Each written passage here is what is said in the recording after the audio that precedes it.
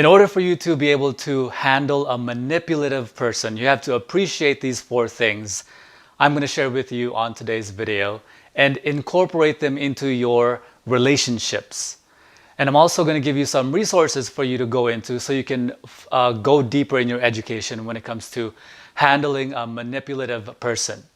So let's first go over the important bit. And the important bit is appreciating what manipulation is. To manipulate is to handle or control or influence something or someone, and it's typically done with skill. What does that mean for you? It means that you and I are always manipulating other people. We are always manipulating things. We're always handling things. We're always controlling or attempting to control things. And we're always influencing things in other people. Other people are always manipulating us.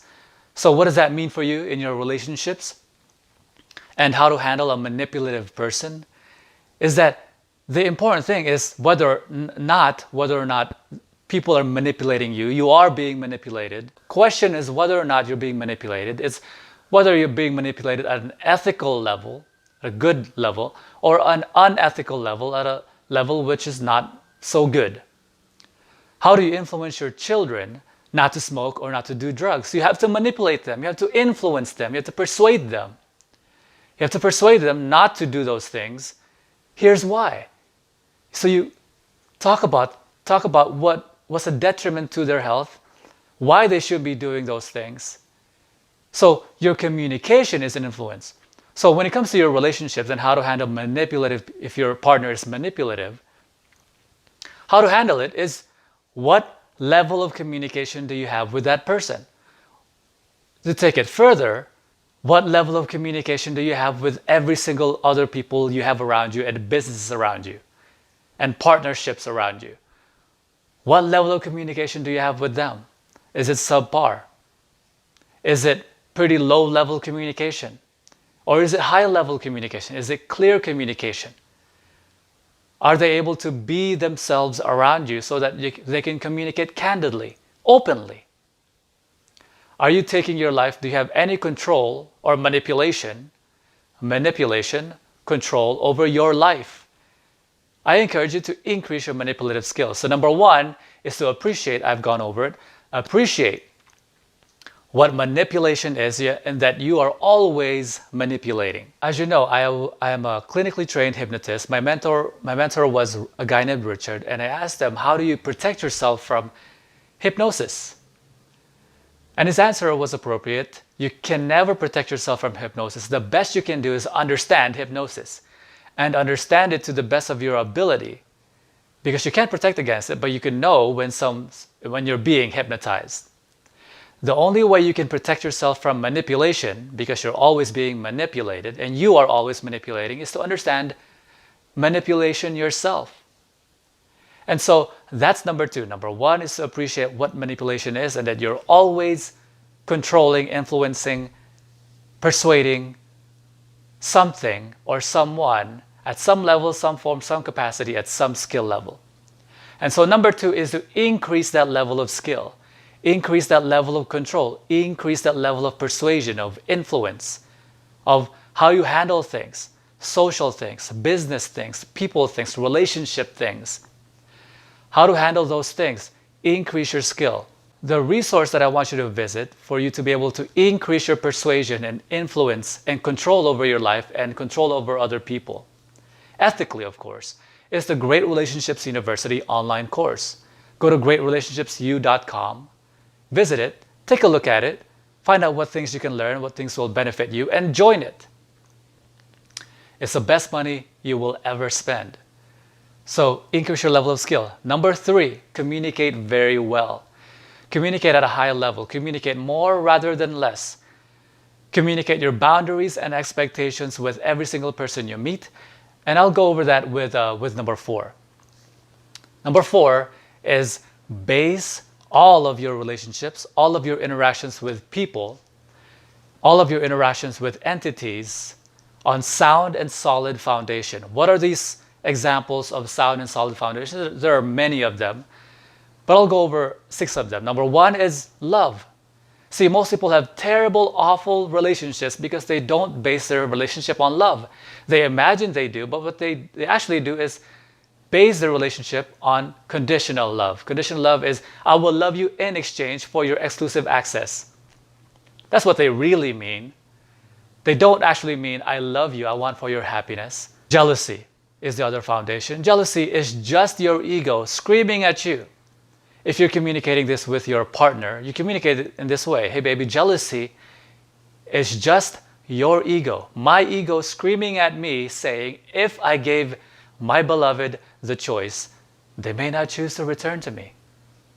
And so what most people do is they gild their partners. They prevent them from doing things. They manipulate them from doing things in which they fear they might stray. They fear that if they have options, they might not choose them, which is completely insane. It's antithetical to love. Number 3 is the word relationship itself. You have a relationship with every single person around you, and it's completely unique to that person because what a relationship is not the preconceptions you bring with it in a relationship. A relationship is how two people interact and interface with each other. Your relationship with one person is completely different from your relationship with every single other person. And so what does that mean for you in your relationships? What that means is that when you go into a relationship with somebody, in whatever form that shows up, you don't bring with you the preconceptions that what relationship brings. You act and interact and interface with that person specifically for that person, and engage with them at their level or at your level, at the levels you'd like to engage in, uniquely to that person or uniquely to every single person that you have around you in your life. Whether it's sexual relationships, friendships, or business partnerships. The 4th thing is the notion of taking things for granted. Every relationship, most relationships that are not open, they inevitably result in being and feeling taken for granted. The death of every loving relationship. What I mean by that? If I grant myself to you exclusively in exchange for your granting yourself to me exclusively, and the result being are taking each other as granted, synonymous with taking each other for granted. The inevitable result, feeling taken for granted. So how are you going to control and handle that in your relationship? Depending on what relationship you have with how you practice it in your relationships. The 6th thing is agreements. Every single communication you have with a person is an agreement. You're setting expectations with every single person you meet. So there are such things as a signed agreement where the agreement is so clear and so precise and you sign it to agree with it. There are also such things as social agreements where you communicate in such a way and you agree upon certain things and it becomes like a social contract, whether or not it's known as a contract. And so a relationship is just an agreement between two people how they would interact and interface with each other. And each agreement will be unique to every single person. You have agreements with your friends, you have agreements with your business partnerships, and you especially have agreements with your beloved.